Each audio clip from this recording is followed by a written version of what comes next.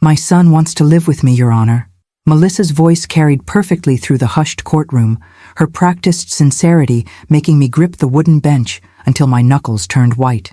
8 months since we buried my son David, and here we were, fighting over the only piece of him left in this world, his 12-year-old son, Ethan. I watched my grandson's shoulders tense under his navy blue blazer. Too formal for a boy his age, but Melissa had insisted he look presentable for court. The same Melissa who couldn't be bothered to wash his school uniforms or notice when he went 3 days wearing the same t-shirt at home. Judge Carlton, a man whose silver hair and lined face spoke of decades witnessing human conflict, adjusted his glasses and addressed Ethan directly. Is that true, young man? Do you want to live with your mother? The courtroom fell silent. My attorney squeezed my hand in reassurance, but we both knew the reality. Courts favor biological parents. Despite all our documentation of Melissa's negligence, despite Ethan spending more nights at my house than his own over the past months, despite everything, she remained his mother. Ethan stood slowly. At 12, he was at that awkward age, no longer a little boy, but not yet a teenager, gangly limbs and a voice that occasionally cracked. David's eyes looked back at me from his son's face, sending a fresh wave of grief through my chest. Your Honor, he began, his voice steadier than I expected. May I show you something first? From his pocket, he pulled out his phone, the one I'd given him for his birthday last month after Melissa forgot their mobile upgrade appointment for the 3rd time. I have a recording from last night, Ethan continued. I think it will help you understand. Melissa's perfectly composed expression slipped. Objection, Your Honor. Whatever my son recorded was done without my knowledge or consent. That's illegal and— Ms. Reynolds, Judge Carlton interrupted firmly.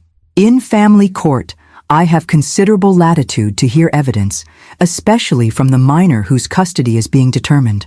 I'll decide its admissibility after hearing it. He nodded toward Ethan. You may proceed, young man. My grandson pressed play, and Melissa's voice filled the courtroom. Not the carefully modulated tones she'd used before the judge, but sharp, impatient words. Stop packing that bag, Ethan. You're not going to your grandmother's tonight. But Mom, you said I could when you and Brandon go to the concert. Plans change. Brandon thinks it looks bad if you're always at her house. Once this custody nonsense is settled, you won't be spending so much time with her anyway. But no buts. God, you're just like your father, always making everything so difficult. Look, once we get this court thing handled, we're moving to Phoenix with Brandon. His job offer includes a house with a pool. You'll love it. What about Grandma Lauren? And my friends? And Dad's? Your grandmother has interfered enough. You're my son, not hers. End of discussion. The recording continued with the sound of a door slamming, followed by Ethan's quiet crying. Judge Carlton's expression remained impassive, but his eyes had hardened. He looked directly at Melissa, whose face had drained of color. Ms. Reynolds, would you like to explain this recording? Melissa recovered quickly, tears springing to her eyes. Your Honor, I've been under tremendous stress since losing David. Sometimes I say things I don't mean. Ethan knows I love him more than anything. I bit my tongue so hard I tasted blood. 8 months of watching her neglect Ethan while she rebuilt her social life. 8 months of him showing up at my doorstep hungry, or with homework unsigned. 8 months of her canceling her parenting time at the last minute. And now this performance. Judge Carlton wasn't finished. Ethan, is there more to this recording? My grandson nodded, his fingers trembling slightly as he found another timestamp. This is from later last night, when Mom thought I was asleep. He pressed play again. This time, we heard Melissa speaking to Brandon, her boyfriend of 5 months. The lawyer says once I have full custody, we'll have more flexibility with Ethan's trust fund for educational and living expenses. That old witch won't be able to block anything. Brandon's voice, smooth and calculating. And the house? David's life insurance? The house is already mine, but the insurance mostly went into Ethan's trust. That's what I'm telling you. Once we have full custody and move to Arizona, we can petition to be the sole trustees. Lauren won't have any say. I watched the judge's expression darken as the recording continued, detailing Melissa and Brandon's plans for the money my son had left to secure his child's future. Money that had become, it seemed, Melissa's primary interest in maintaining custody. When the recording ended, Judge Carlton removed his glasses and pinched the bridge of his nose. The courtroom remained silent. the truth hanging heavy in the air. "We'll take a 30-minute recess," he finally announced. "When we return, I'll hear final arguments before making my decision." As we filed out of the courtroom, my attorney leaned close. "That recording changes everything, Lauren. Judges hate when financial motives drive custody battles." I nodded, but couldn't speak past the knot in my throat. This wasn't a victory. It was a tragedy. My grandson had been forced to expose his own mother's callousness to protect himself. In the hallway, Ethan slipped his hand into mine, something he hadn't done in public since he was 9, considering it too babyish. The simple gesture nearly broke me. "I'm sorry, Grandma," he whispered. "I didn't want to embarrass Mom, but you have nothing to apologize for," I assured him. "Nothing at all." Over his shoulder, I caught Melissa's gaze, cold and calculating beneath her mask of maternal concern. The woman my son had once loved enough to marry, to start a family with, was a stranger to me now. As we waited to return to the courtroom, I thought about David, my brilliant, kind-hearted son, who had updated his will just weeks before the accident that took his life, as if some part of him had sensed the need to protect his child's future. I thought about my daughter Emma, who had flown in from Seattle to support us despite her demanding surgical residency. And I thought about Ethan, forced to grow up too quickly in the past 8 months. Whatever happened next, one thing was certain. I would not let David down. I would protect his son, no matter what it took. The bailiff called us back into the courtroom, and I straightened my shoulders, ready to face whatever came next, for Ethan, for David, for the family that remained. Judge Carlton's decision still echoed in my ears as I unlocked the door to my home. Now officially, Ethan's home as well, at least temporarily. Temporary full custody is granted to the maternal grandmother, Lauren Carter, pending a full home study and psychological evaluation of all parties. The court finds sufficient evidence of potential financial exploitation to warrant immediate intervention. Melissa's face when the ruling was announced would haunt me for years, shock dissolving into calculated fury as she realized her plans had unraveled in the space of a 30-minute recording. Her parting words in the courthouse parking lot still hung in the air between Ethan and me. "This isn't over. Not by a long shot." "Can I put my stuff in the blue room?" Ethan asked, breaking the silence as we entered the house. The blue room had been his designated space in my home since he was a toddler, gradually evolving from nursery to child's bedroom to the current preteen haven with its space posters and bookshelf full of science fiction. "Of course," I replied, trying to sound normal, as if this were just another weekend visit and not the beginning of a new chapter neither of us had anticipated. "Are you hungry? I could make grilled cheese." He nodded, dropping his backpack by the stairs. There wasn't much breakfast this morning. She was busy getting ready for court." The casual mention of Melissa's neglect, so commonplace that Ethan mentioned it without emphasis, tightened something in my chest. How long had this been his normal? How much had I missed while trying to respect Melissa's role as his mother? As I prepared lunch, my phone rang. Emma calling from Seattle, anxious for news. "The judge gave me temporary custody," I told my daughter, keeping my voice low as Ethan arranged his belongings upstairs. "But it's just the beginning. Melissa's already threatening to fight." "Of course she is," Emma replied, her voice tight with the same frustration I felt. "Money has always been her primary motivation. Remember how quickly she tried to sell the house after Dad died?" I did remember. Just 6 weeks after my husband John's funeral 3 years ago, Melissa had suggested that downsizing might be healing for everyone. David had shut down the idea immediately, recognizing it as a transparent attempt to access equity rather than emotional closure. "The good news," Emma continued, "is that I've arranged to take a 2-week leave from the hospital. I'll fly in tomorrow to help with everything." Relief washed over me. Emma, my practical, determined daughter, who had followed her father into medicine, would be a crucial ally in the days ahead. At 34, she balanced her father's analytical mind with my own stubborn perseverance, qualities we would need in abundance. "Mom?" Ethan's voice from the doorway pulled me back to the present. "Is that Aunt Emma?" I handed him the phone, watching as his face brightened during their conversation. Emma had always been his champion, from teaching him to ride a bike when David was traveling for work to defending him fiercely when Melissa suggested his struggles in math were due to not trying hard enough, rather than the dyslexia that was later diagnosed. As they chatted, my phone pinged with a text message from my attorney. Melissa's lawyer requesting emergency hearing to overturn temporary custody order, claiming recording was illegal and grandson was coerced. Court date next Tuesday. Don't worry, we're prepared. The brief moment of peace shattered. Of course Melissa wouldn't accept the judge's decision. Of course she would claim manipulation. The trust fund David had established for Ethan was substantial. Nearly $2 million from his life insurance and company shares, with me and Emma as co-trustees until Ethan turned 25. In their recording, Melissa and Brandon had made it clear they believed gaining custody was the first step to accessing those funds. Grandma?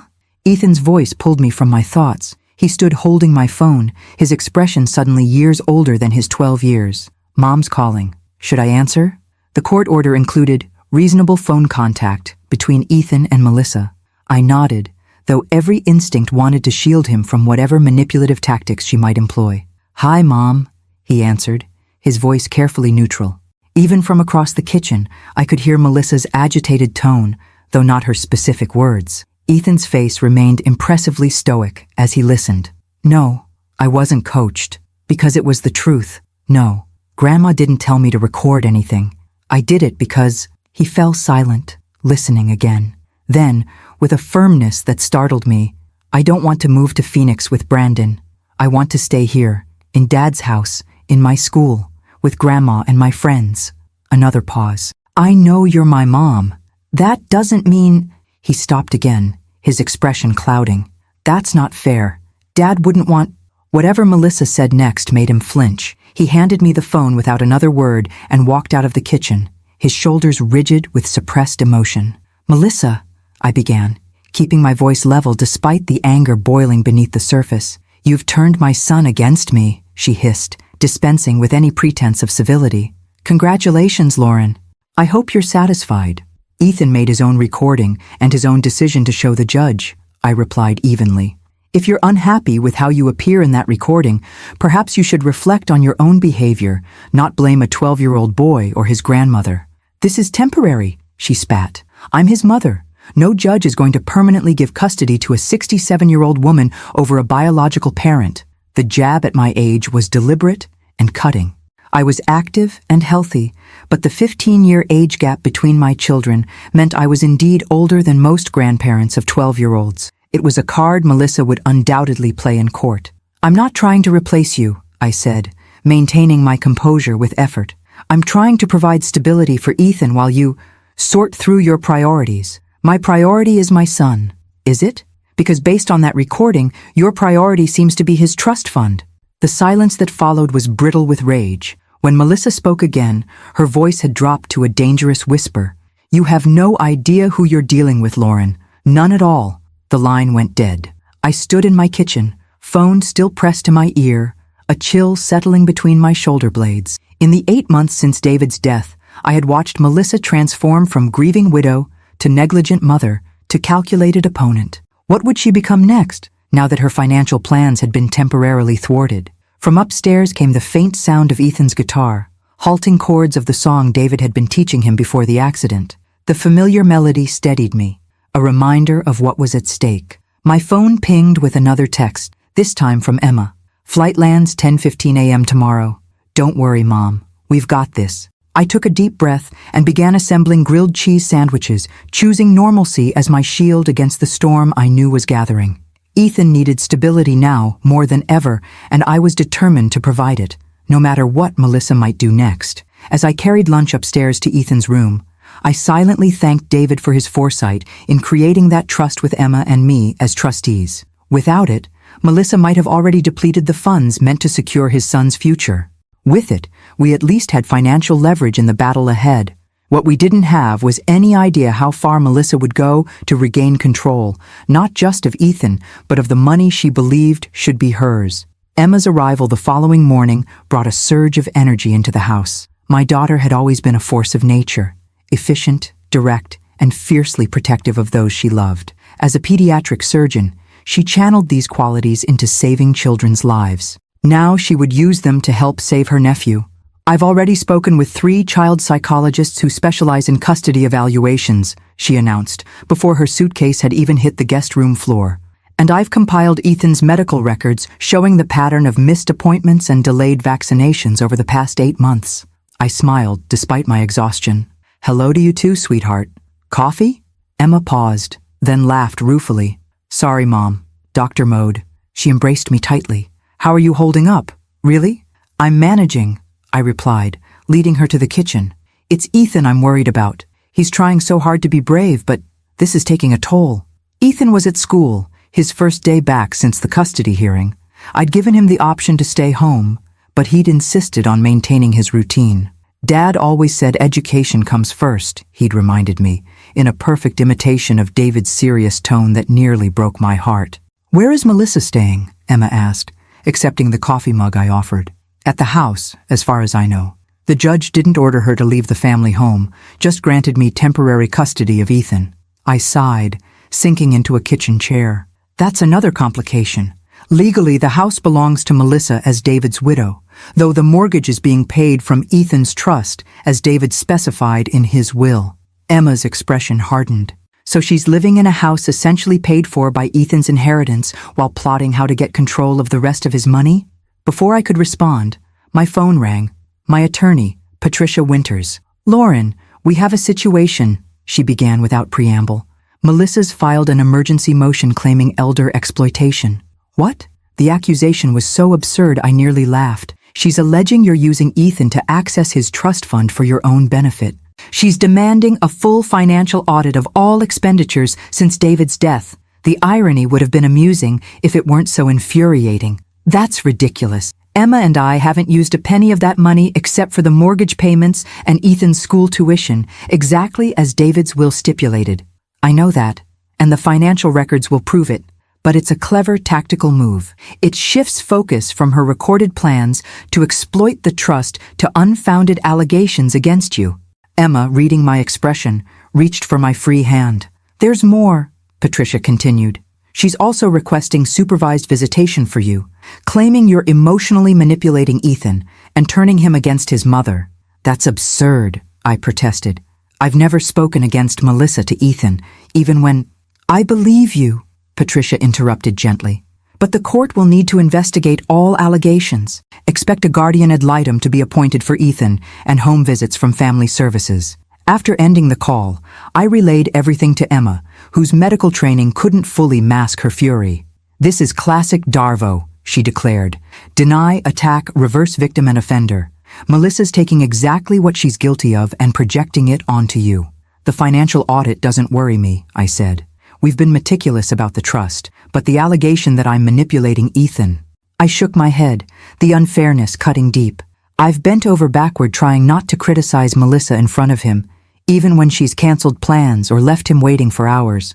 Emma's expression softened. Mom, anyone who spends 5 minutes with you and Ethan will see the truth. You've been his rock while Melissa's been— She trailed off, diplomatic even in anger. We need to prepare Ethan, I said, glancing at the clock. School dismissed in 2 hours. He needs to understand that things might get more complicated before they get better. Let me pick him up today, Emma suggested. I'll take him for ice cream, ease him into the conversation. Coming from his cool aunt might make it less scary. I nodded gratefully. Emma had always had a special bond with Ethan, built on science experiments, secret handshakes, and an understanding that transcended the aunt-nephew relationship. In many ways, she'd become a maternal figure when Melissa's attention wandered, especially after David's death. While Emma went to collect Ethan, I called my neighbor and closest friend, Diane, who had been my confidant throughout this ordeal. She's claiming what? Diane exclaimed when I explained Melissa's latest allegations. Lauren, that's outrageous. You've been practically keeping that boy alive while she parades around town with her new boyfriend. The court doesn't know that, I pointed out. They only know what's presented as evidence. Then we need more evidence, Diane said firmly. I've seen Ethan coming to your house hungry because there's no food at home. I've watched Melissa drop him off and disappear for days. The entire neighborhood has witnessed her negligence. Would you be willing to make a statement? I asked hesitantly. Involving others meant expanding the circle of conflict, something I'd been reluctant to do. I'll do better than that, Diane replied. I'll organize statements from the whole neighborhood. The Patels next door, the Rodriguezes across the street. We've all seen what's been happening. It's time we spoke up. By the time Emma returned with Ethan, his favorite mint chocolate chip ice cream having softened the blow of the latest developments, I had emails from 5 neighbors offering detailed accounts of Melissa's neglect and my consistent presence in Ethan's life. "Grandma, Aunt Emma says Mom's telling lies about you," Ethan said as he entered the kitchen, his expression troubled but determined. "I can tell the judge what really happened. I have more recordings." I exchanged glances with Emma, concerned about putting Ethan in the middle of an increasingly hostile battle. "What kind of recordings?" Emma asked carefully. "Times when Mom forgot to pick me up from school, when she left me alone all weekend with just $20 for food, when she and Brandon were talking about selling Dad's watch collection that was supposed to be mine when I'm older." He pulled out his phone. "I've been keeping track of everything since you showed me how to use the voice memo app, Aunt Emma." My heart ached for this child, who had felt the need to document his own neglect, even as I felt a surge of pride at his resourcefulness. "Ethan," I said gently, "we don't want you to feel responsible for the legal aspects of this situation. That's for the adults to handle." He looked at me with eyes too wise for his 12 years. "Dad always said we have to stand up for what's right, even when it's hard. I'm not letting Mom hurt you because of me, Grandma. I'm not."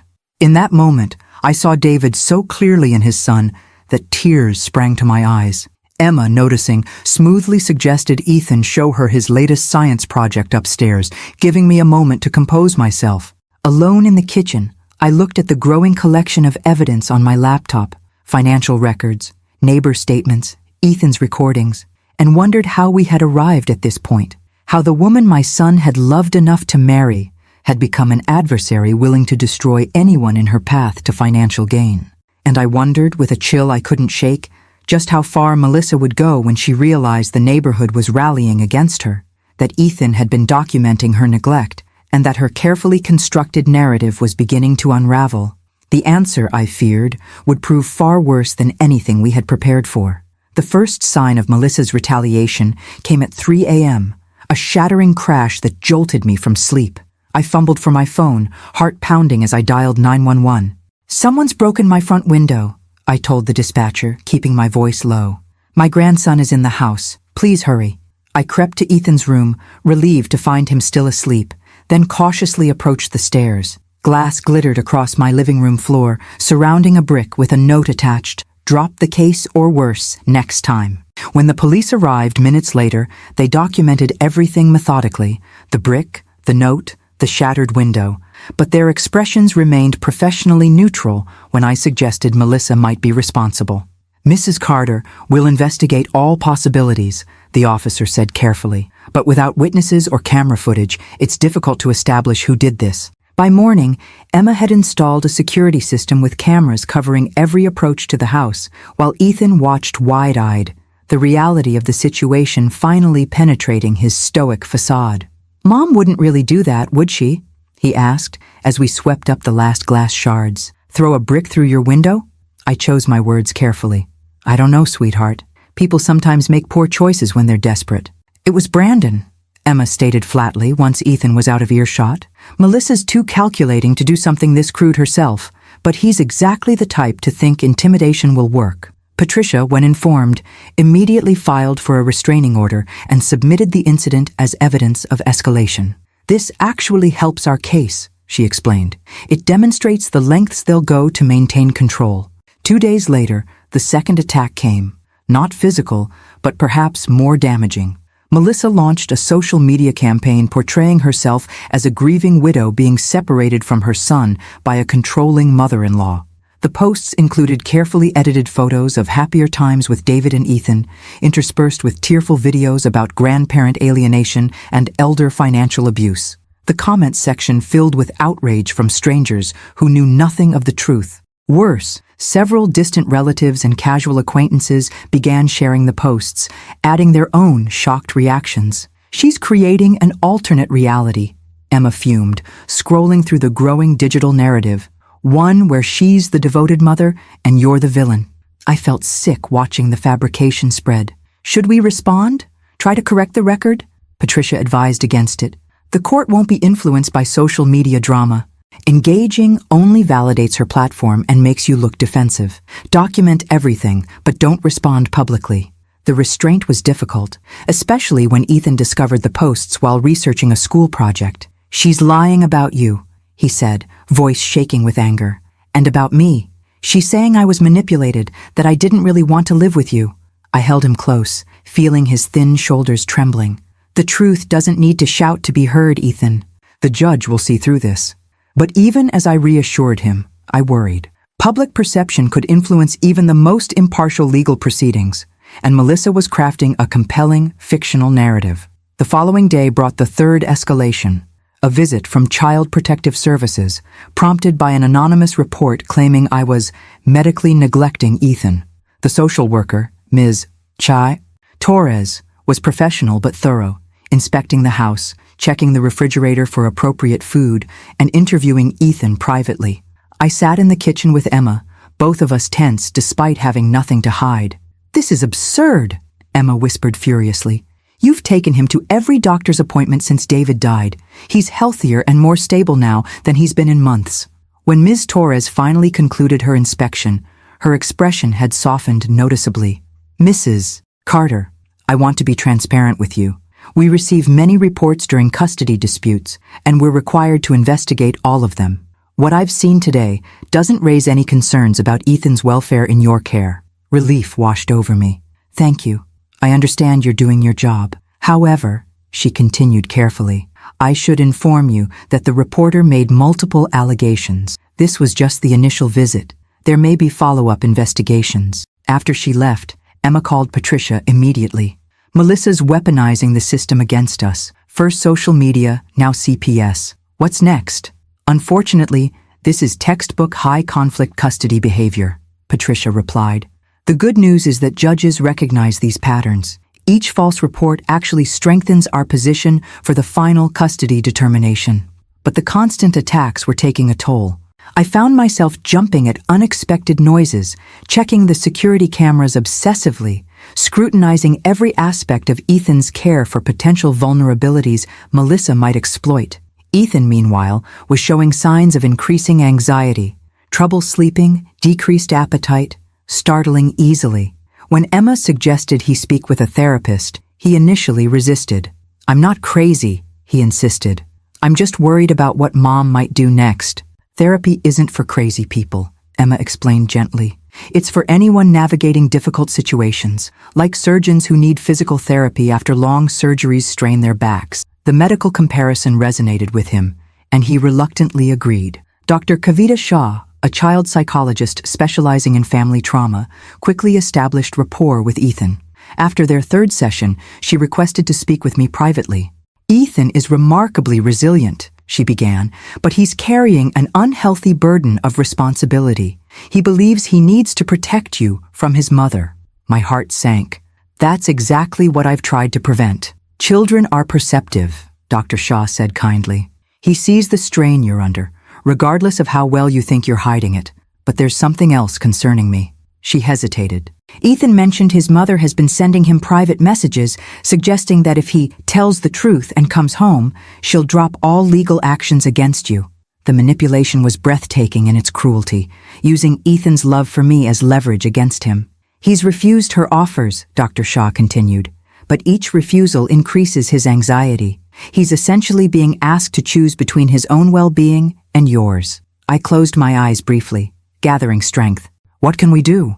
"First, consider blocking direct communication between Ethan and his mother except through monitored channels. Second, Ethan needs reassurance that the adults will solve these problems, not him. And third," she met my gaze directly, "you need support too, Mrs. Carter. This situation would challenge anyone, let alone someone processing their own grief for their son." That evening, after discussing Dr. Shah's recommendations with Emma and Patricia, we filed an emergency motion requesting that all communication between Melissa and Ethan be conducted through a court-approved co-parenting app that would document all exchanges. As I prepared dinner, trying to maintain some semblance of normal routine, Emma received a text that made her expression darken. "What now?" I asked, dreading the answer. "It's from Dad's old colleague at the hospital," she replied slowly.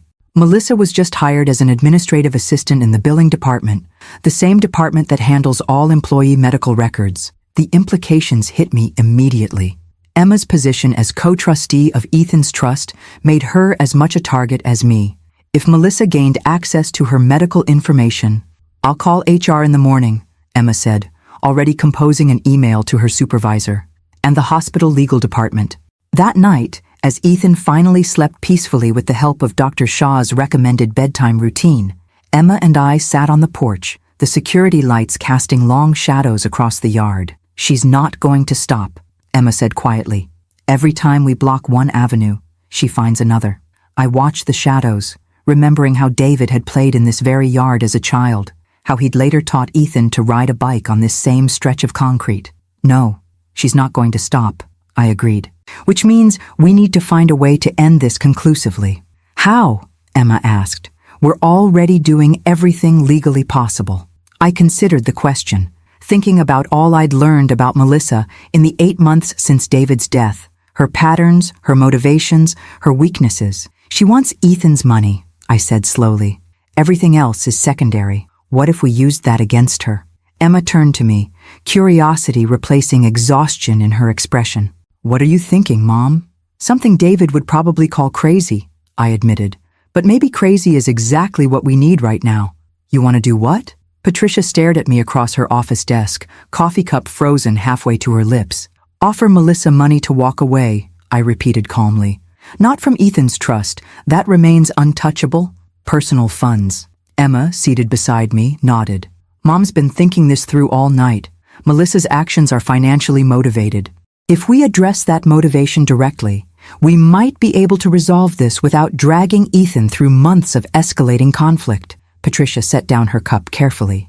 "Lauren, I understand the impulse, but paying off someone making false allegations could be interpreted as an admission of guilt. Why would an innocent person pay to make a problem go away? Because an innocent person might prioritize a child's well-being over being right," I countered.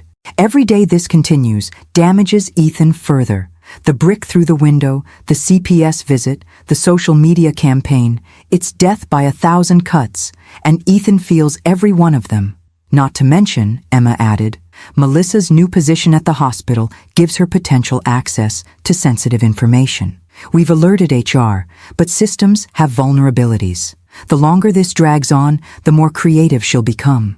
Patricia leaned back, fingers steepled beneath her chin, a posture I recognized from our previous consultations. She was considering all angles, which was precisely why I'd hired her. "Let's assume the court grants you permanent custody," she said finally. "Melissa would still have visitation rights. She'd remain in Ethan's life, with ongoing opportunities to manipulate and undermine. Money might address her immediate motivation, but not her long-term presence." "That's the second part of the proposal," I explained. "We don't just offer money. We offer a clean break, a significant sum in exchange for voluntary termination of parental rights." The suggestion hung in the air, radical even to my own ears. Termination of parental rights was the nuclear option in family law, typically reserved for cases of severe abuse or abandonment. "Voluntary termination is extremely rare," Patricia said slowly. "Most courts won't even consider it without another parent ready to adopt. Which is why it would need to be Melissa's idea, not ours," Emma interjected. "We don't suggest termination. We simply make a financial offer for her to resolve the situation completely and see what she proposes." Patricia's expression remained skeptical. Even if she suggested it herself, a judge would scrutinize any agreement heavily. There would need to be a compelling reason beyond financial consideration. "What about relocation?" I suggested. Melissa mentioned moving to Phoenix with Brandon. If she presented termination as a compassionate choice, allowing Ethan stability rather than cross-country visitation, it might be more palatable to the court. "And if she brought up the idea first," Emma added, "after we've established a pattern of her prioritizing money over Ethan's welfare, it would reinforce our narrative rather than undermine it." Patricia tapped her pen thoughtfully against her legal pad. "It's unorthodox," she admitted, "but given the circumstances, how would you envision approaching her?" "Not directly," I said firmly. "That's too risky. We need a neutral third party, someone who could float the concept without it being traced back to us." "I might have an idea," Emma said slowly. "Brandon's ex-wife is a scrub nurse at my hospital. From what I've heard, they had an extremely contentious divorce, largely due to financial issues. She might be motivated to disrupt his latest meal ticket. Patricia raised an eyebrow. You want to recruit the boyfriend's ex-wife as an intermediary? That's creative problem-solving, Emma finished with a hint of her father's wry humor. Something surgeons excel at. It's risky, I acknowledged, but every option before us carries risk. This at least gives us some control over the narrative. After another hour of discussion, refining the approach and anticipating potential pitfalls, Patricia reluctantly agreed to draft a neutral settlement offer, one that mentioned financial compensation without specifying the purpose, carefully worded to avoid any suggestion of impropriety. Remember, she cautioned as we prepared to leave, this needs to appear as though you're merely open to resolving the conflict efficiently. Nothing that could be construed as buying custody or encouraging termination of rights. Those suggestions need to come from Melissa, documented without our fingerprints anywhere near them. As Emma and I drove home, the weight of what we were considering settled heavily on my shoulders. Was I truly prepared to essentially purchase my grandson's freedom from his mother? What would David think of such a strategy? You're second-guessing, Emma observed, reading my expression with the same perceptiveness she'd inherited from her father. Wouldn't you? I sighed. It feels mercenary. It's pragmatic, Emma corrected. Dad was an idealist in many ways, but as a doctor, he understood triage. Sometimes you have to address the most immediate threat to preserve what matters most. And if it works? I asked. If Melissa actually agrees to termination, what do we tell Ethan? That his mother sold her rights for a payout? Emma's hands tightened on the steering wheel. We tell him the truth, in age-appropriate ways, that his mother made choices that prioritized her happiness over his well-being, that sometimes adults fail their children, not because the children are unlovable, but because the adults are damaged. That's a heavy burden for a 12-year-old. It's already his burden, Mom. He's living it every day. The only question is whether we help him understand it or leave him to interpret it alone. When we arrived home, Diane was on the porch with Ethan, supervising as he repainted the railing, a project he'd requested, explaining solemnly that constructive activities help process difficult emotions, according to Dr. Shaw. Perfect timing, Diane called as we approached. We're just finishing the first coat. Ethan has quite the eye for detail. My grandson looked up, paint smudged across one cheek, the first genuine smile I'd seen in days lighting his face. Grandma, do you like the blue? It's almost the same color Dad and I painted my treehouse. The simple joy in his expression, the connection to David he was working to maintain, strengthened my resolve. This child deserved stability, security, and peace, not to be a pawn in his mother's financial schemes. That evening, after Ethan had gone to bed, Emma made the call to Brandon's ex-wife, carefully framing the conversation as one healthcare professional to another, concerned about a child caught in an increasingly volatile situation. 3 days later, as Ethan and I worked in the garden, my phone rang with an unknown number. Lauren, Melissa's voice was cool, controlled. I think it's time we discussed a permanent resolution to our situation, one that benefits everyone involved. I met Emma's gaze across the yard, where she'd been pretending to read while actually monitoring the security cameras. I'm listening, I replied, matching Melissa's businesslike tone while my heart raced with cautious hope. The first piece of our strategy had worked. Now came the delicate part, allowing Melissa to believe the most reprehensible solution was her own brilliant idea. Let's be practical about this situation, Melissa continued, her voice carrying the smooth confidence of someone who believes they're in control. This legal battle is costly for everyone involved, emotionally and financially. There's a simpler solution. I remained silent, letting her fill the space, a technique I'd learned during my years teaching high school English. The most revealing statements often emerge when people are uncomfortable with silence. I'm considering relocating to Phoenix with Brandon, she continued after a moment. His job offer includes significant advancement opportunities, and frankly, there are too many painful memories here since David's death. I understand, I replied neutrally, giving nothing away. Ethan has mentioned you were discussing a move, a brief hesitation. Yes, well, that's part of what I wanted to discuss. Long-distance co-parenting would be challenging, especially with our current dynamics. I could almost hear her calculating her next words, weighing how direct to be about her true intentions. It occurs to me, she finally said, that there might be an arrangement that would benefit everyone. Ethan is clearly attached to you and Emma. He's established at his school, has his friends here. Uprooting him might not be in his best interest. The sudden concern for Ethan's welfare would have been touching if it weren't so transparently strategic. I remained silent, waiting. I'm wondering if we might consider a more permanent arrangement, Melissa continued, her voice dropping slightly as if sharing a confidence. One where Ethan remains with you, and I move forward with my life in Phoenix. What exactly are you proposing, Melissa? I asked, careful to keep any hint of eagerness from my voice. A clean break, she replied promptly. I've been researching options.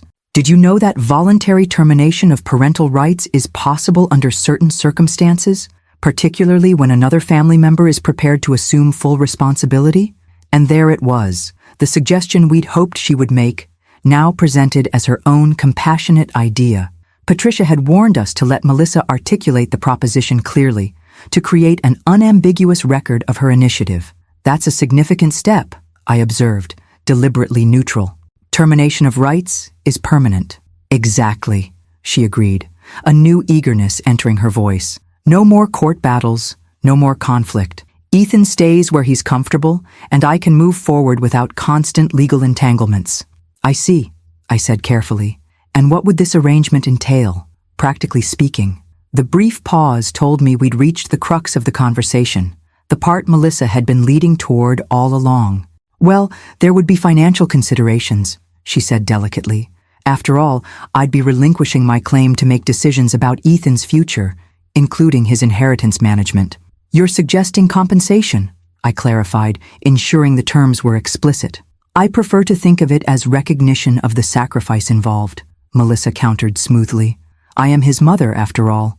Legally walking away from that relationship deserves acknowledgement. I took a steadying breath, feeling Emma's attentive gaze from across the yard. What kind of acknowledgement did you have in mind? $250,000, Melissa stated without hesitation, as if she'd calculated the precise value of her maternal rights. A one-time payment, after which I would voluntarily terminate all parental rights and legal claims regarding Ethan. The amount was actually less than we'd anticipated, revealing either Melissa's underestimation of her negotiating position or the depth of her eagerness to cash out and leave. That's a significant request, I replied, stalling while I processed her proposal.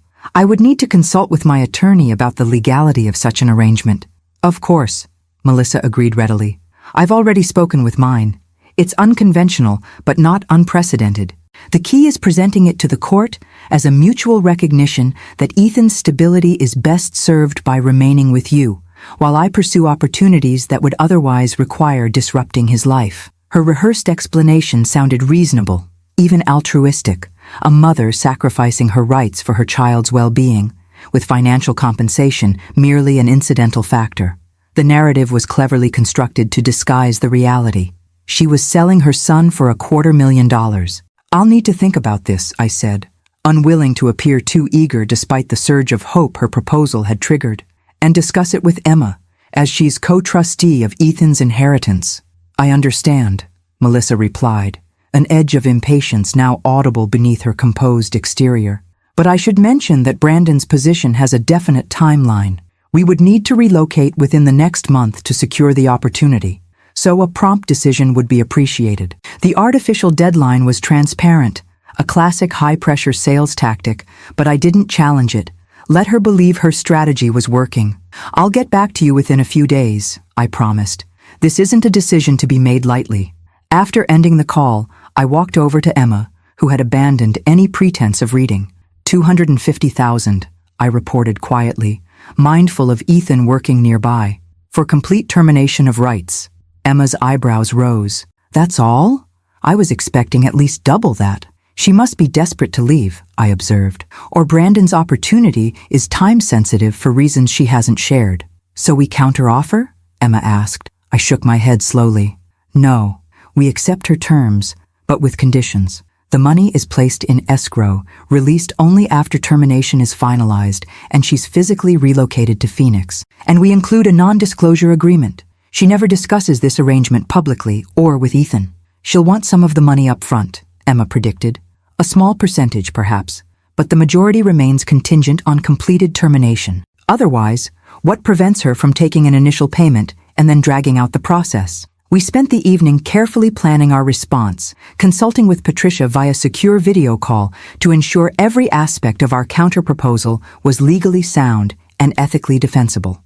The court will scrutinize this arrangement heavily, Patricia reminded us. The judge needs to believe termination truly serves Ethan's best interests, not just the adult's convenience. Which is why Melissa's relocation is crucial to the narrative, Emma pointed out. She's not abandoning her child. She's recognizing that forcing him to choose between his established support system and moving cross-country with her would be harmful. And the financial component, Patricia pressed, is a practical recognition that she's relinquishing future decision-making regarding Ethan's inheritance, I supplied, not payment for termination itself. The distinction was subtle but significant. A careful threading of legal and ethical needles that might allow this unconventional solution to pass judicial review. Later that night, after finalizing our response to Melissa's proposition, I sat on the edge of Ethan's bed watching him sleep, his features relaxed in slumber, free from the anxiety that had marked his waking hours since this ordeal began. The worn, stuffed dinosaur tucked under his arm, a gift from David on his 5th birthday, was a poignant reminder of all he had already lost. Was I doing the right thing, facilitating the severance of his relationship with his mother, however flawed she might be? Or was I protecting him from years of manipulation and disappointment at the hands of someone who valued money above his well-being? There were no perfect answers, only difficult choices made with imperfect information. But looking at my grandson's peaceful face, I knew with bone-deep certainty that I would walk through fire to protect him from further harm. If that meant paying Melissa to remove herself permanently from his life, so be it. Some might call it distasteful or mercenary. I called it the price of peace, an investment in Ethan's future security that David would have made without hesitation. Tomorrow, we would set the wheels in motion. For better or worse, we were committed to our course. The Starbucks on Main Street provided the neutral territory Patricia had recommended for our meeting with Melissa and her attorney. Public enough to discourage outbursts, private enough for discreet conversation at a corner table. Emma had insisted on accompanying me despite my protests that she should be conserving her limited leave time. I'm a trustee too, she had reminded me firmly. Besides, Melissa is less likely to try manipulation tactics with both of us present. We arrived 15 minutes early. A strategic decision to claim the optimal seating position. Patricia joined us shortly after, meticulously organized as always with color-coded folders containing our counter-proposal and supporting documentation. Remember, she cautioned in a low voice, let me lead the legal discussion. If Melissa tries to engage you emotionally, redirect to the practical aspects of the agreement. Melissa arrived precisely on time, accompanied by a sleek man in his 50s whose tailored suit and calculated smile marked him as the type of attorney who specialized in aggressive negotiation.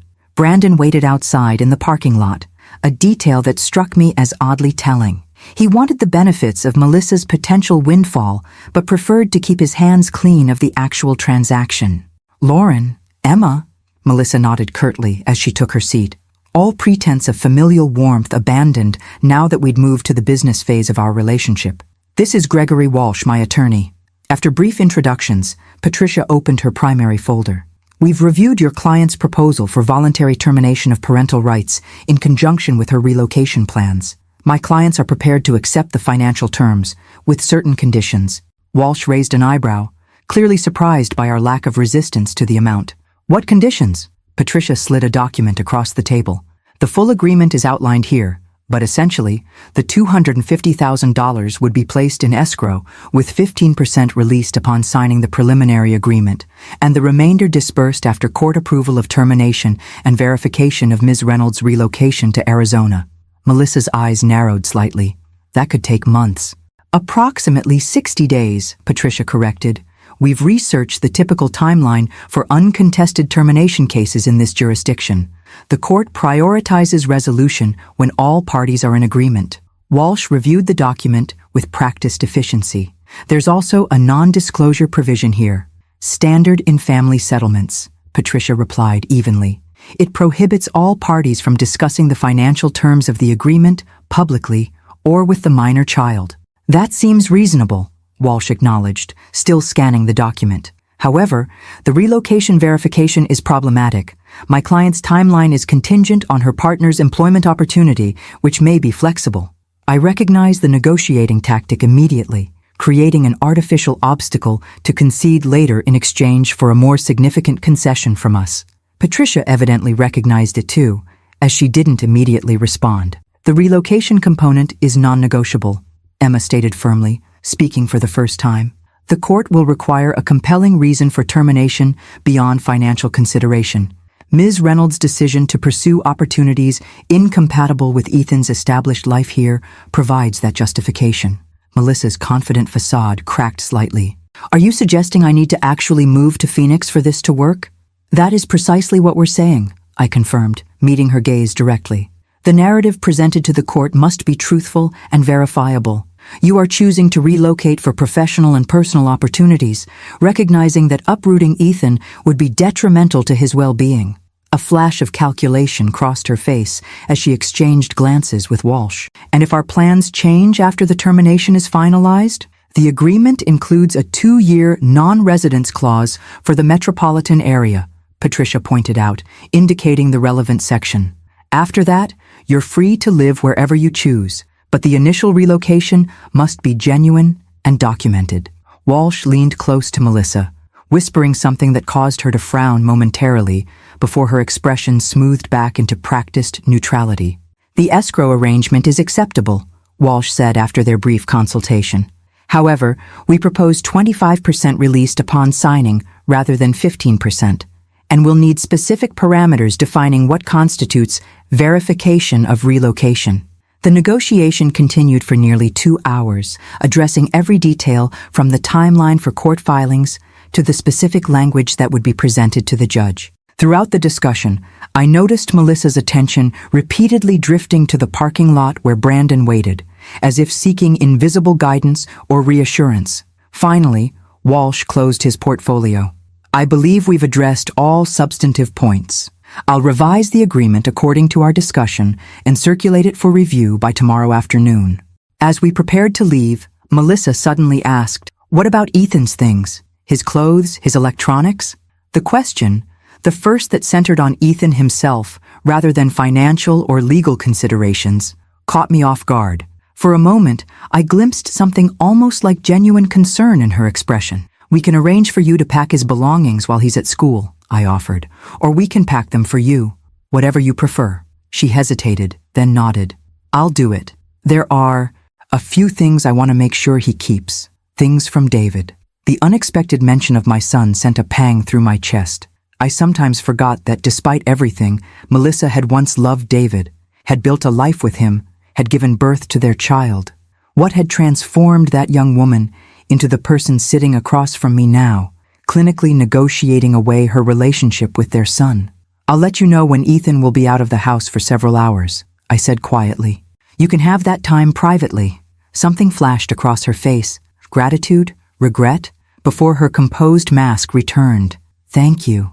As we walked to our cars, Emma voiced the question that had been circling in my mind.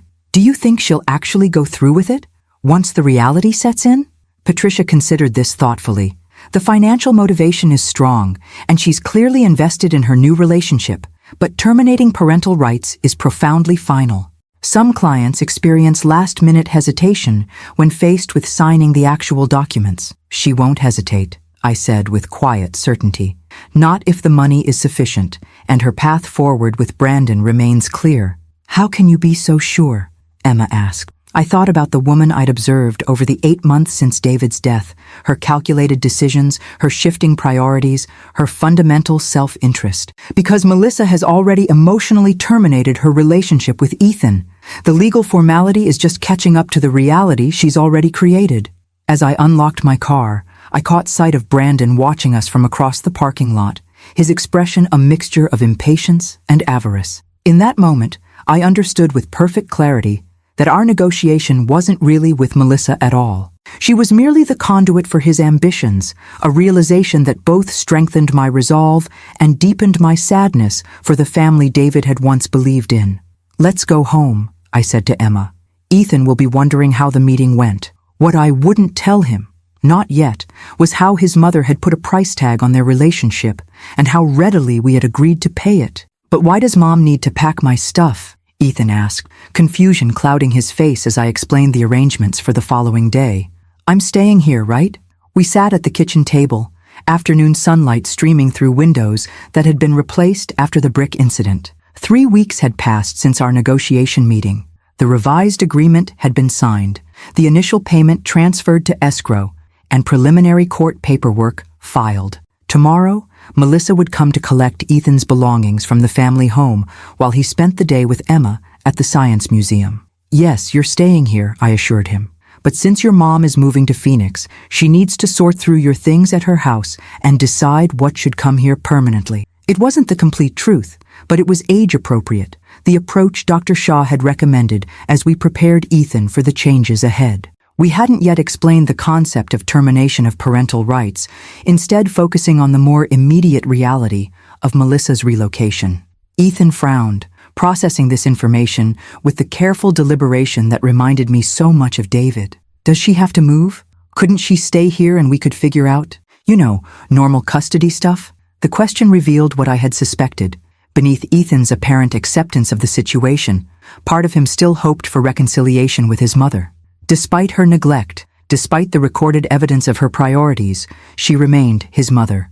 That primal bond couldn't be severed by logic alone.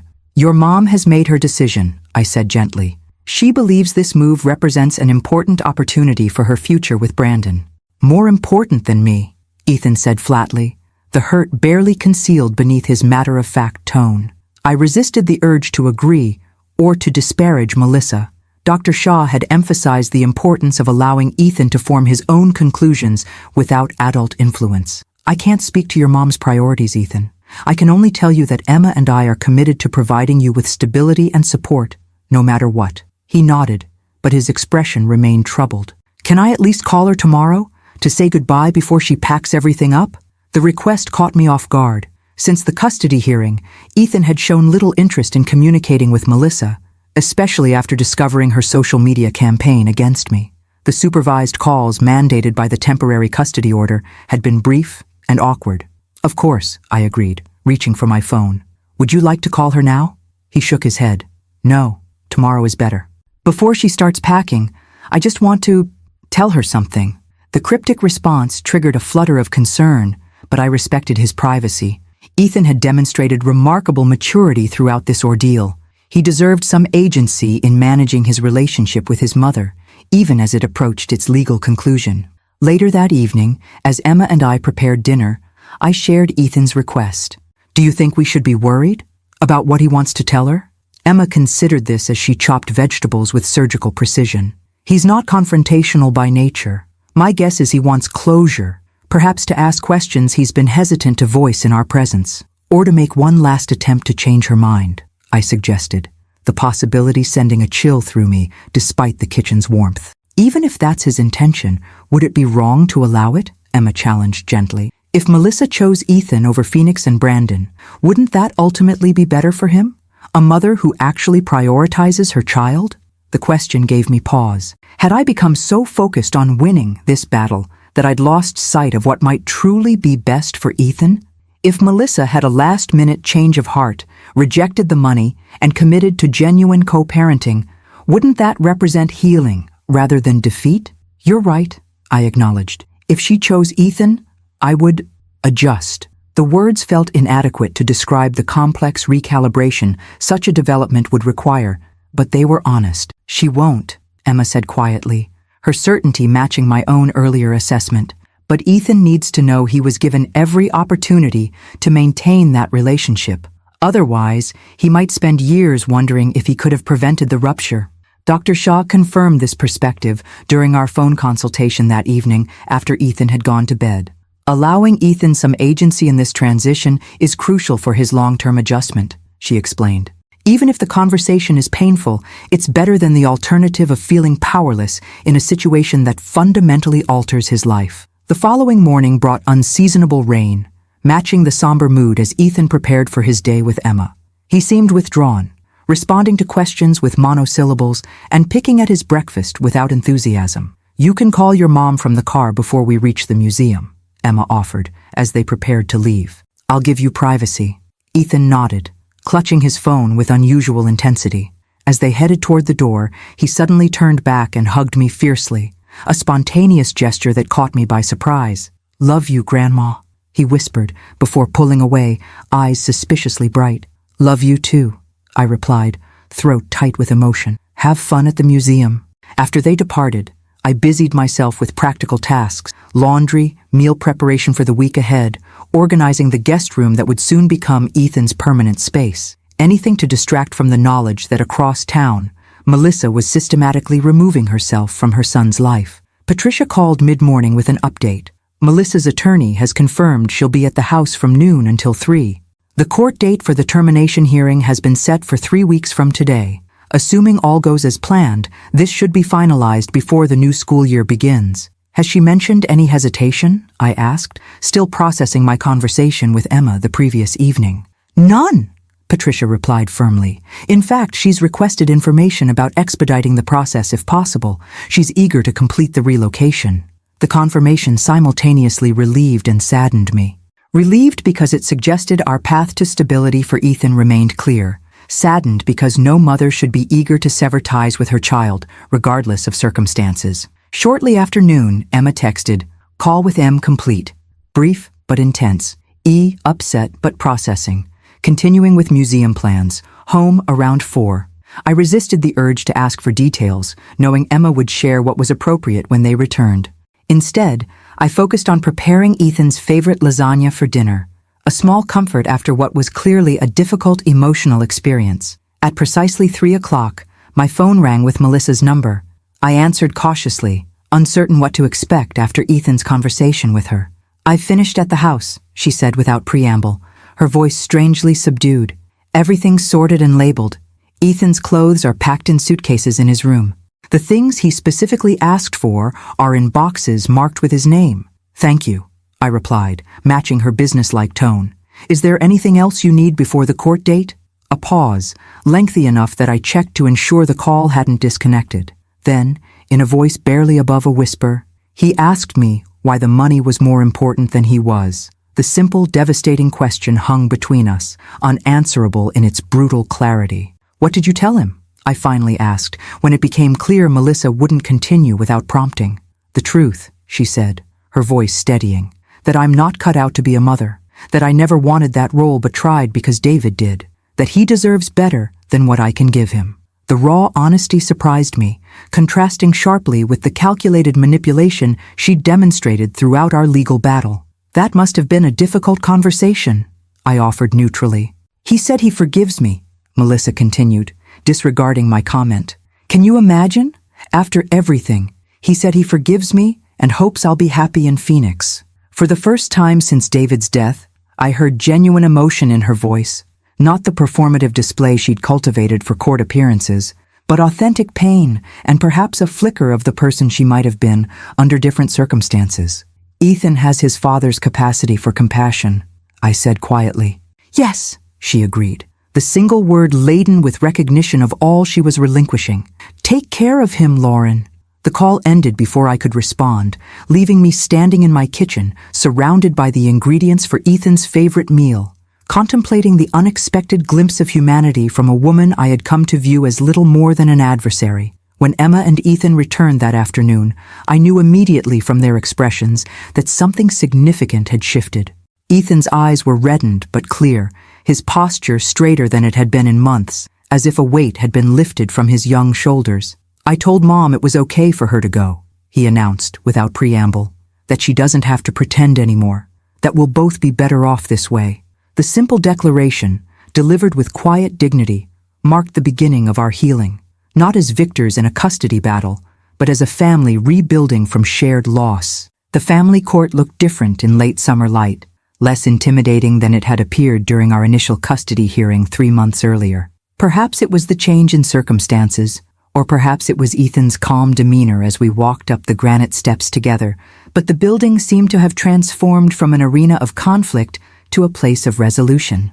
"Remember," Patricia reminded us as we gathered outside courtroom C, "this proceeding is primarily procedural. Judge Carlton has reviewed all documentation and conducted private interviews with both Ethan and Melissa. Unless he identifies significant concerns, Today should be straightforward. Ethan nodded, solemn in his navy blazer and khaki pants. The same outfit he'd worn to the first hearing, now slightly too small after a summer growth spurt. At 12, verging on 13, he stood at the threshold between childhood and adolescence, forced to navigate adult complexities while still collecting Pokémon cards and building elaborate Lego structures. Emma adjusted his slightly crooked tie. "You don't have to say anything unless the judge directly asks you a question," she assured him. "And if you feel uncomfortable at any point, just look at us. We can request a break." "I'm okay," Ethan replied with the quiet confidence he'd been gradually reclaiming since his conversation with Melissa. The past 3 weeks had brought noticeable changes: improved sleep, increased appetite, renewed interest in activities he'd abandoned during the custody battle. Dr. Shaw described it as the natural resilience of childhood asserting itself once the primary source of stress is addressed. As we entered the courtroom, I spotted Melissa and Brandon already seated on the opposite side. She wore a conservative gray dress that conveyed appropriate seriousness for the occasion, while Brandon's expression betrayed barely concealed impatience. A man eager to complete a transaction and move forward. Judge Carlton entered promptly at 9, his manner businesslike, but not cold. After preliminary statements from both attorneys outlining the voluntary termination agreement, he addressed Melissa directly. "Ms. Reynolds, I've reviewed your petition for voluntary termination of parental rights, along with the supporting documentation and our private discussion.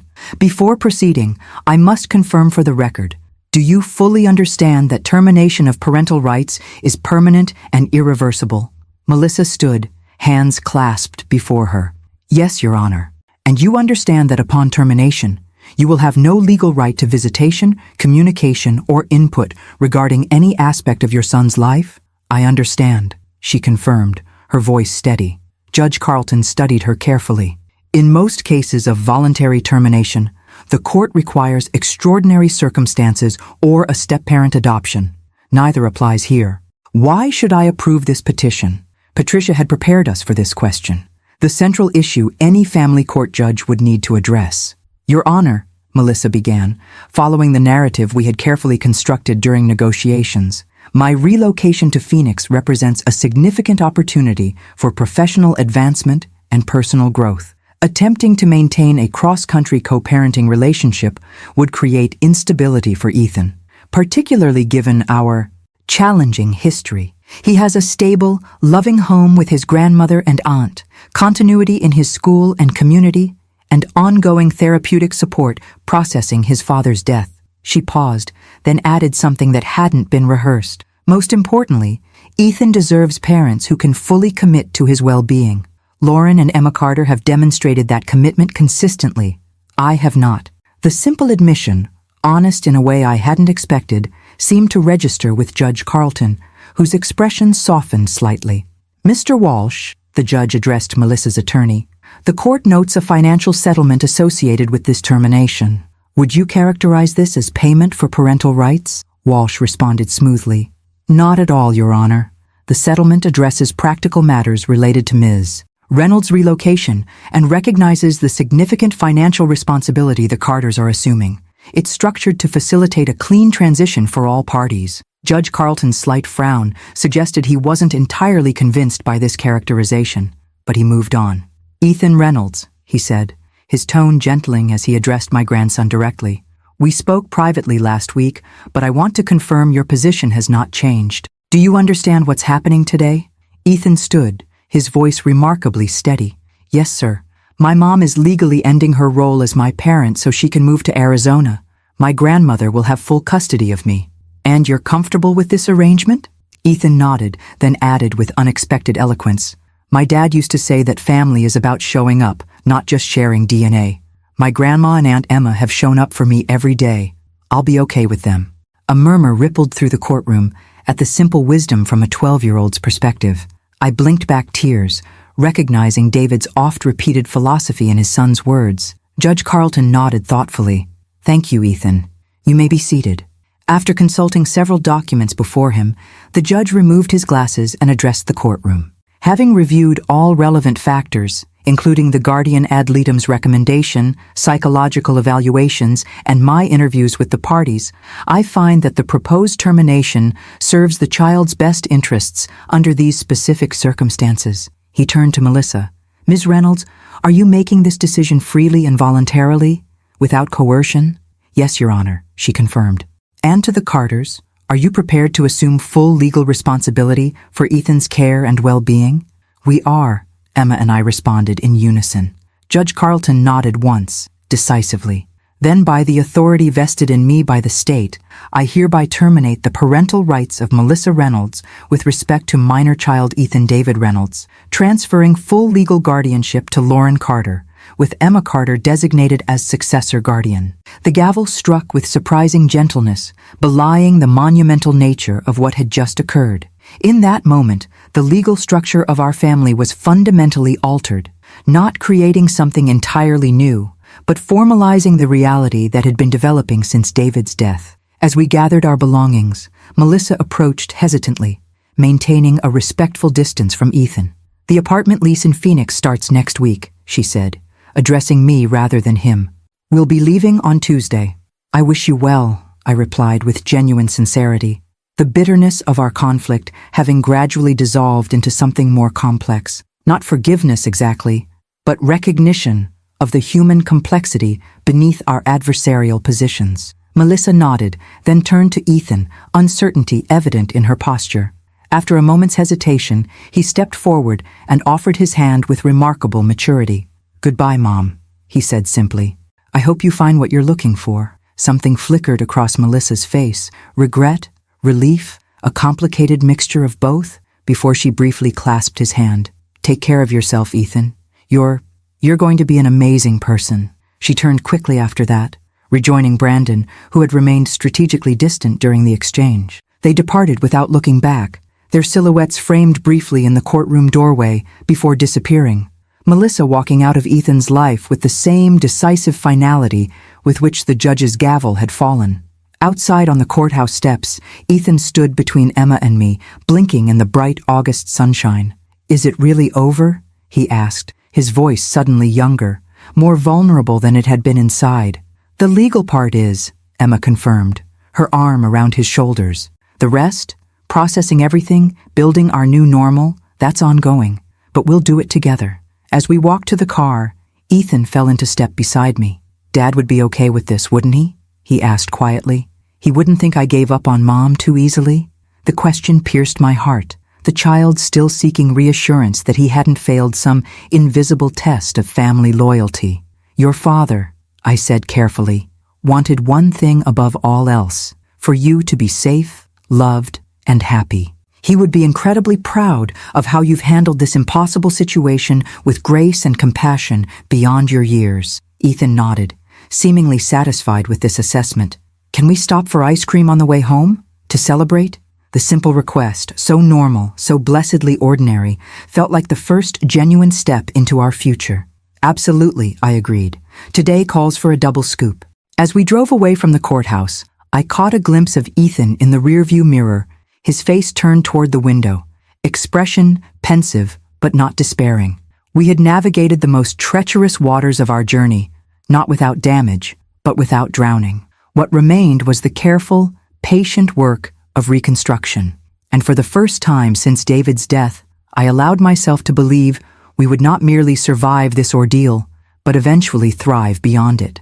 1 year after the termination hearing, I stood in the doorway of what was now indisputably Ethan's room, watching as he carefully arranged his science fair display on his desk. The project, an impressively sophisticated analysis of water quality in local streams, had already won first place at his middle school. Tomorrow, it would compete at the regional level. Do you think the graphs are clear enough? He asked, adjusting the poster board slightly. At 13, Ethan had grown 4 inches in 12 months, his voice occasionally cracking as it transitioned toward adulthood. The gangly uncertainty of early adolescence was tempered by a quiet confidence that had gradually emerged as our lives stabilized. They're perfect, I assured him, suppressing a smile at his perfectionism, another trait inherited from his father. The color coding makes the data patterns immediately obvious. He nodded, satisfied with this assessment from a former English teacher. Dad would have loved this project, wouldn't he? He would have been absolutely fascinated, I confirmed. Probably would have suggested 3 more experiments before you'd even finished this one. Ethan laughed, the sound unburdened in a way that still occasionally surprised me. Aunt Emma said the same thing when I showed her the preliminary results. She wanted me to expand it to include watershed analysis. The easy mention of both his father and aunt reflected the healing that had gradually occurred over the past year. Emma had accepted a permanent position at Seattle Children's Hospital, but maintained her presence in Ethan's life through monthly visits and weekly video calls. Her professional success, recently published research on pediatric transplant outcomes, would have made David immensely proud. Dinner in 20 minutes, I reminded Ethan. Diane and Dr. Shaw are joining us, remember? I remember, he confirmed, already turning back to make final adjustments to his display. In the kitchen, I put the finishing touches on a celebratory meal, lasagna, still Ethan's favorite, garlic bread, and a salad featuring vegetables from the garden we had started together last spring. Cooking had become a shared activity, one of many new traditions we had established in our reconfigured family. The doorbell rang just as I was setting the table. Diane arrived first, bearing her famous tiramisu for dessert, followed shortly by Dr. Shaw. Over the past year, the therapist had transitioned from professional support to family friend, her warm wisdom proving valuable well beyond the initial crisis that had brought her into our lives. As we settled around the table, the conversation flowed easily. Ethan enthusiastically explaining his scientific methodology, Diane sharing amusing stories from her recent Mediterranean cruise, Dr. Shaw discussing the children's art therapy program she had established at the community center. "I've been meaning to tell you," Dr. Shaw said during a natural pause in conversation. "Ethan's case study, anonymized of course, has been accepted for presentation at a national conference on childhood resilience. His journey provides valuable insights for professionals working with children navigating family restructuring." Ethan looked up with interest. "You're using my story to help other kids?" "With your grandmother's permission," Dr. Shaw confirmed. "Your experience, particularly how you processed the termination, offers important lessons about children's capacity to adapt when provided with appropriate support and honesty." I watched Ethan absorb this information, noting the subtle straightening of his shoulders, the physical manifestation of recognizing that his pain might serve a purpose beyond mere suffering. "Speaking of which," he said after a moment, setting down his fork, "there's something I've been wanting to show everyone." He disappeared upstairs, returning moments later with his tablet. "I found this while organizing old files last week. It's the original recording from the court hearing." The mention of that pivotal moment, Ethan raising his phone in the courtroom, the devastating evidence of Melissa's true priorities playing for all to hear, sent a ripple of tension through our celebratory dinner. "Are you sure you want to revisit that, sweetheart?" I asked carefully. We had rarely discussed Melissa since her departure for Phoenix. True to the non-disclosure agreement, she had maintained complete silence, no birthday cards, no holiday greetings, no social media mentions of the son she had legally relinquished. "I'm sure," Ethan replied, with the quiet determination that had become his hallmark. "I think it's important." He placed the tablet on the table and pressed play. The recording began with Melissa's voice, sharp, impatient, dismissive of Ethan's desire to visit me. But then, something unexpected happened. As the familiar argument continued, I realized with growing confusion that this wasn't the same recording that had been played in court. This version continued beyond the argument about visiting me, capturing a conversation I had never heard before. "Mom," Ethan's voice asked, "do you even want me to live with you?" A lengthy pause followed, then Melissa's sigh. "It's complicated, Ethan. That's not an answer." Another pause. "If I'm being honest, I was never meant to be a mother. Your father wanted children. I went along with it because I loved him. But this role, it doesn't come naturally to me the way it does to your grandmother. Then why are you fighting for custody?" Ethan's voice was smaller now, vulnerable. "Because that's what mothers are supposed to do," Melissa replied, an edge of bitterness in her tone. "Because admitting I don't want that responsibility makes me a monster in everyone's eyes, not in mine," Ethan said quietly.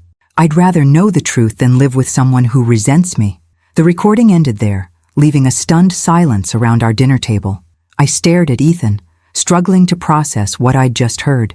"That's not the recording from court," I finally managed. No, he confirmed, meeting my gaze steadily. That one came later, after I realized what was really happening with Mom and Brandon and the trust fund. This was the first one, from about 2 weeks earlier. Dr. Shaw leaned forward slightly. You recorded this conversation and then chose not to use it? Ethan nodded. At first, I thought if Mom admitted she didn't really want to be a parent, that would solve everything. But then I overheard her and Brandon talking about the trust fund, and I realized— He paused, collecting his thoughts. I realized that showing a judge she didn't want me would hurt her too much. It would make her look like a bad person. The money conversation was better because it was about them being greedy, not about her failing as a mother. The profound compassion of this decision, a 12-year-old boy protecting the dignity of the very woman who had failed to protect him, left me speechless. Even in the midst of his own pain, Ethan had considered how to minimize damage to Melissa's reputation. That was an incredibly empathetic choice, Dr. Shaw observed gently. May I ask why you're sharing it now? Ethan considered the question carefully. Because I'm not angry anymore. For a long time, I thought Mom gave me up because she wanted money more than she wanted me. That hurt a lot. But now I understand she gave me up because she knew Grandma and Aunt Emma could give me what she couldn't. The money was just making it easier to admit the truth. The insight, profound in its compassion and maturity, brought tears to my eyes. In that moment, I glimpsed the man Ethan was becoming. Thoughtful, perceptive, capable of understanding human complexity beyond his years. Your father would be so proud of the person you're becoming, I said softly. Ethan smiled, a genuine expression that reached his eyes. I know. That's why I wanted to share this tonight. I feel like I'm finally okay with everything that happened. Like I can stop wondering if things could have been different. Diane, who had remained respectfully silent during this revelation, reached over to squeeze Ethan's hand. That's what healing looks like, young man. Not forgetting or pretending it didn't hurt, but finding a way to carry the experience without being defined by it. As we resumed our meal, the conversation gradually returning to lighter topics, I observed the people gathered around my table. This chosen family we had constructed from the fragments of tragedy. Diane, whose steadfast friendship had sustained me through the darkest days. Dr. Shaw, whose professional guidance had transformed into genuine connection. And most importantly, Ethan, the grandson who had become in many ways the heart of my life's second act. The journey from that first courthouse hearing had been neither straight nor easy. There had been setbacks amid the progress, nights when Ethan still cried for his father, moments when the absence of his mother still stung despite her limitations, days when I questioned whether I had enough strength and wisdom to guide him through adolescence. But watching him now, animated as he explained a technical aspect of his project to Diane, confidence gradually replacing the uncertainty that had shadowed him after David's death, I felt profound gratitude for the path we had traveled together. The recording that had changed everything in that courtroom had been powerful in its damning evidence. But this second recording, the one Ethan had compassionately withheld, revealed something far more significant. Not just the failure of one mother, but the extraordinary capacity for understanding in her son. Later that night, after our guests had departed and Ethan had gone to bed, I sat on the porch swing Robert had built decades earlier, contemplating the journey that had brought us to this moment of quiet resolution. My phone buzzed with a text from Emma. How did the dinner go? Is he ready for tomorrow? More than ready, I replied, and he shared something remarkable about the original recording. I'll tell you everything during our call tomorrow. Can't wait to hear. Give him a hug from me in the morning. Love you both. I tucked the phone away, gazing at the stars visible above the trees Robert and I had planted when we first purchased this property. So much had changed, yet something essential remained constant. The love that had built this home continued to sustain it, flowing through generations in different forms, but never diminishing. In the quiet darkness, I whispered a truth that had gradually emerged from the chaos of the past 18 months. We're going to be okay. And for the first time, I believed it completely.